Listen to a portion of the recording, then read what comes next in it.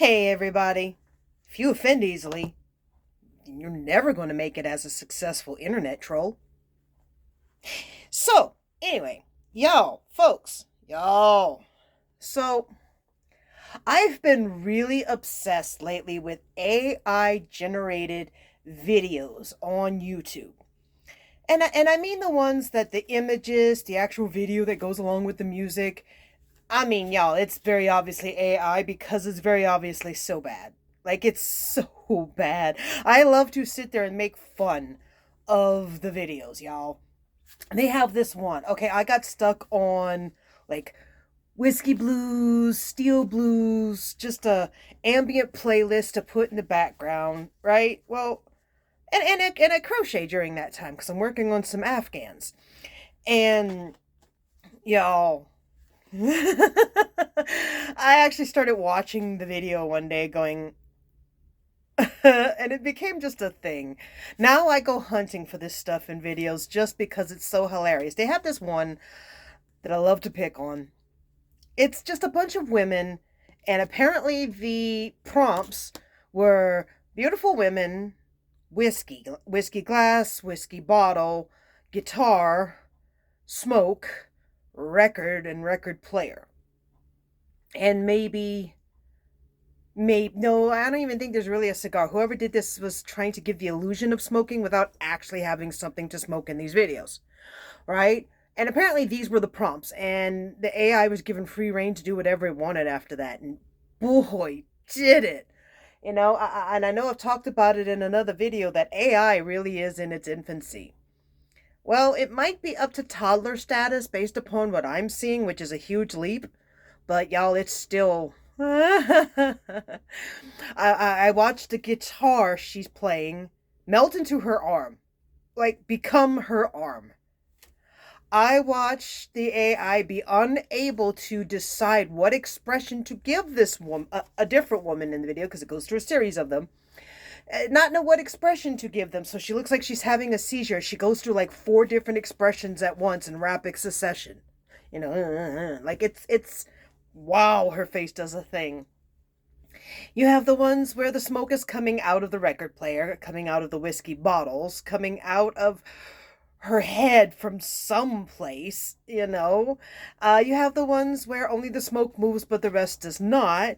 You have the one where everything moves except the smoke. You have the ones where, and I don't know who hasn't explained to AI yet how big a whiskey bottle is, but you have the gigantoid bottles with the caps on them that the women drink out of through the cap. Some of them actually have a handle the AI puts on them, like a mug handle on the whiskey bottle, and then you see her drink it like that. You have the ones where a straw is coming out of the glass of whiskey, and it's a glass, like the glass you're supposed to have whiskey in, but it's got a handle on it too, like a beer stein. And it's just all these weird things. Like, how is that whiskey just sitting on the edge of that leather couch?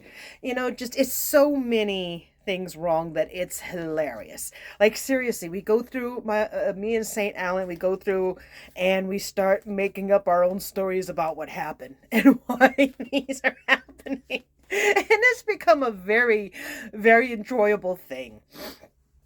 So lately I've been stuck on channels like, I want to say it's Aurora 4 and Dark Academia. I came across one that was a recommended one, and it was just this bookshop in the rain on a street in a town that had like winter like trees, no leaves, just a bunch of branches, really spooky, really eerie. You could see stuff in the buildings in the background, looks kind of foggy, and it's got an ambient rains and piano combo on them that's just lovely to have in the background. Except, y'all, I'm really addicted to Sims and creating, and I was on IMVU for a long time, and my account is still active. We're talking 20 plus years. I'm one of the old ones on IMVU. Like, I was around for beta testing. So, yeah. I don't know how many of us have an IMVU account that old, but I do, and I remember when that was like the height of place to role play, Lord. And I'm watching these buildings going, I can make those in Sims. I play Sims 4, obviously. And I'm looking around at this background and the going, I can make all of this. Y'all, I have been obsessed with making these buildings on Sims 4. But the problem is these buildings were made with AI. So trying to figure out what the AI was going for and didn't manage to make. Like, they have one, it's I guess like a tavern on the balcony. And mind you, these are like kind of old world, kind of other world, kind of like the kind of things. And I know that this is what the vibe was meant to be, but they were copyright worried. You know, you don't want to get sued, boy. Um, so they were kind of going for something a bit Harry Potter, otherworldly ish, as a theme vibe, I guess. Not they did not steal anything. I was very impressed with that, but you could tell that was what some of their inspiration was. So um, so yeah, it's like this otherworldly tavern restaurant maybe. It's got a balcony that overlooks the street and it's got the rows of buildings behind it and I'm staring at this thing going, how is it standing? Not it. The building on the side of it, you can see it rise. You can see the windows of the building continuing and then when it cuz it's got this brief and it turns, right? And when you see it turn, you realize there's not actually a building there. That's just kind of hovering.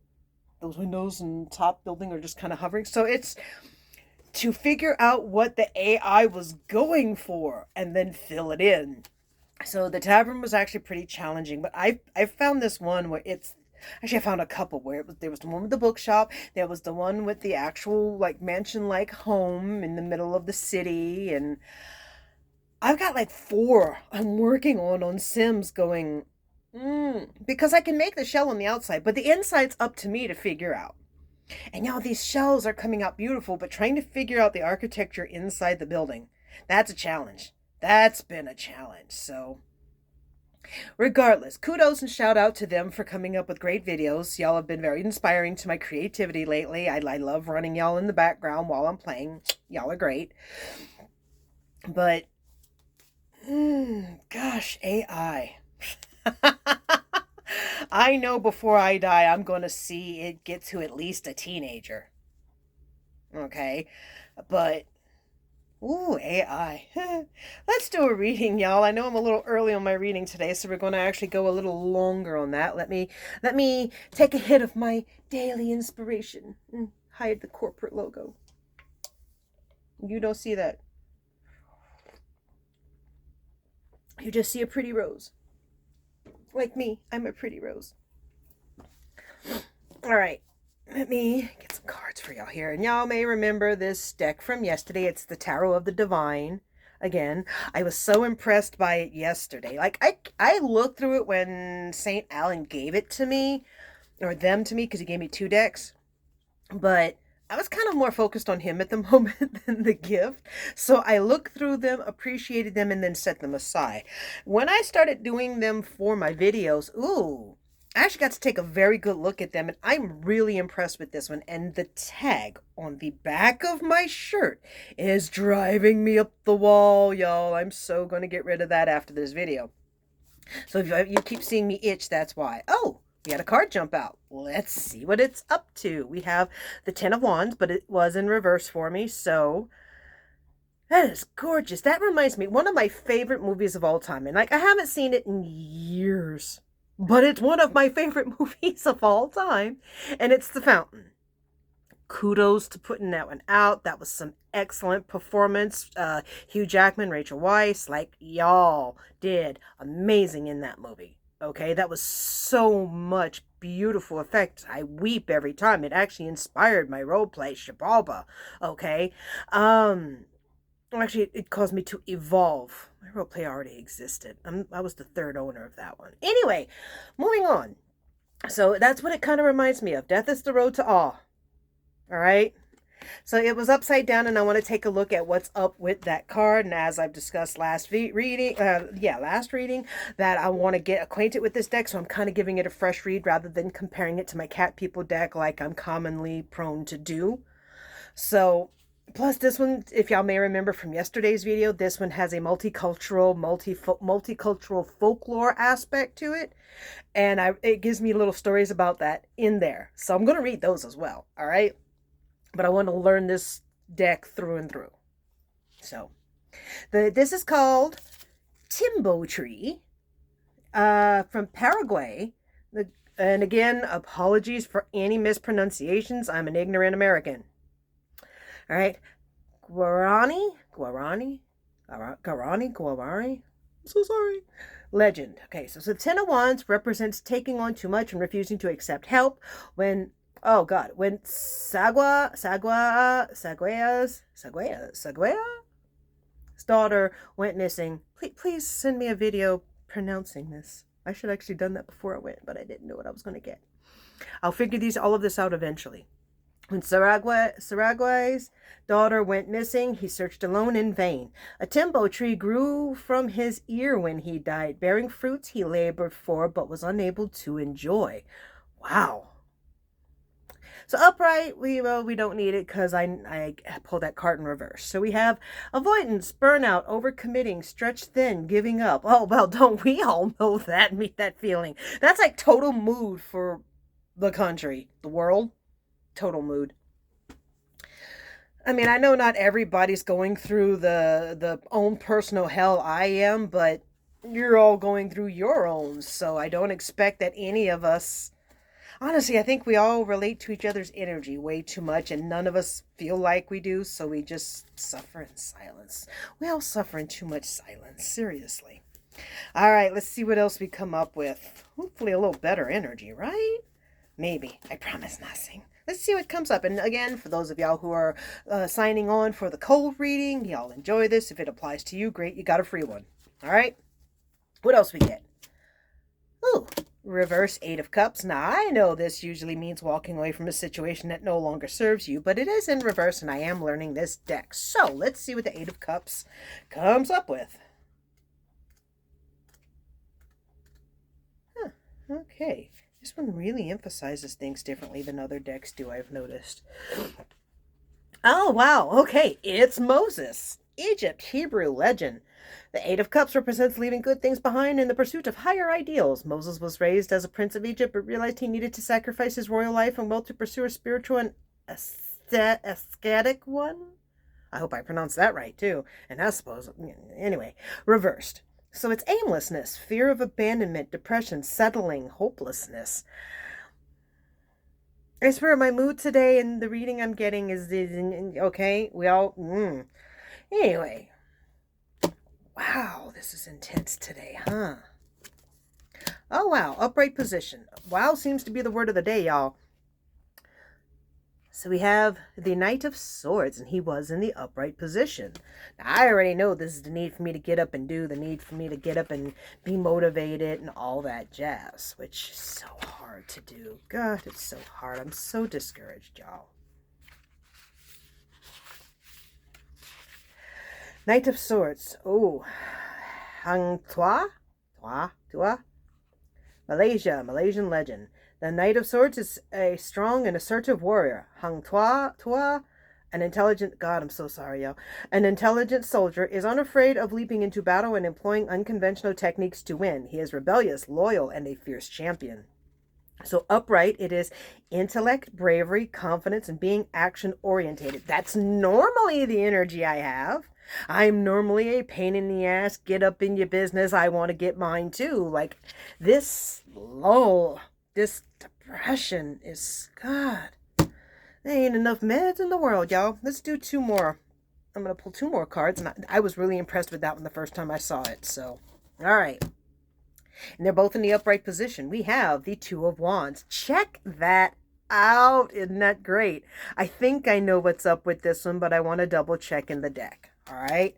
So two of Wands. Two of Wands. Two of Wands. Two of Wands. Where's the Wands? Two. Yep, Janus. I knew it was Janus. Italy, Roman mythology. The Two of Wands represents travel and commerce. Janus, the god of doorways and transition, is able to look into the past and the future in order to make effective decisions. He is always in motion, connecting dreams with actual possibilities. Oh, thank God, right?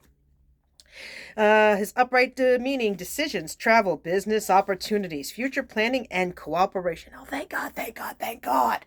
Right? Don't I need a break? Y'all who have been watching the channel long enough know I've really needed a break. It's not for lack of trying. It's a lack for anyone being interested in my age ass. Anyway, King of Swords, y'all. King of Swords. Let me show y'all this. This is cool stuff. This is really awesome. King of Swords. I'm excited to go look at this one. King of Swords, the Griffin, Persia, Persian mythology. I didn't know the Griffin was Persian. I should have known that, though. You know, I actually, for funsies, go and learn this stuff. You know, I will occasionally take an online course just for funsies, okay? A free one.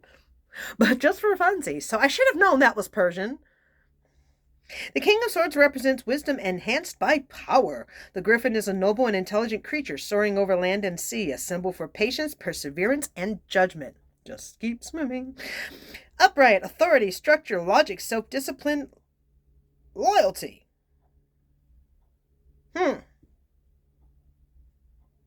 So apparently that's my new boss. I look forward to my new job. Can you give me a win before we go today? I'm running slightly late now. I was ahead of the game, now I'm not. Judgment. 2 X's usually means 2 months. I hope it's not 2 months. But I love this card because I am monkey. All right, monkey, monkey, monkey, monkey. I'm a metal monkey. It's a judgment. And I know those of y'all who know how to look up charts and stuff are learning so much about me. All right, let's look up monkey. Monkey, monkey, monkey. Monkey is one of my favorites. Judgment. Again, I apologize. I will do the best I can, and I know I'm going to butcher this, and I swear to God I'm sorry. Sun Wukong, the Monkey King. China, Chinese mythology. That's exactly what... I actually have monkey on one of my altars in the living room.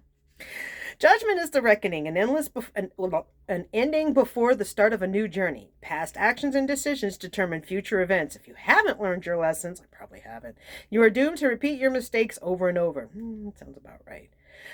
He is also upright, so I get improvement, forgiveness, a change of perspective, absolution, and rebirth.